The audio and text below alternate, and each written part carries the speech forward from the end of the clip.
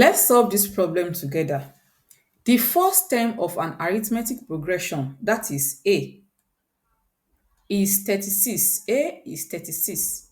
And the fourth term is 6. The fourth term means T4. That is the fourth term, T4 is 6. Find the common difference. We have to find D. Now, for us to find the common difference, we know the formula. The formula for calculating any term of an arithmetic progression is Tn equals A plus n minus 1D. Now, we know Tn. The Tn from this given question is 6.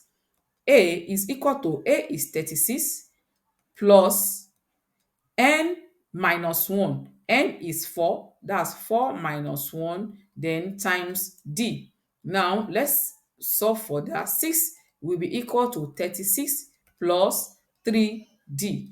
When we bring 36 here, that means 3D will be equal to 6 minus 36, and that will be negative 30. So, D will be equal to negative 30 over 3.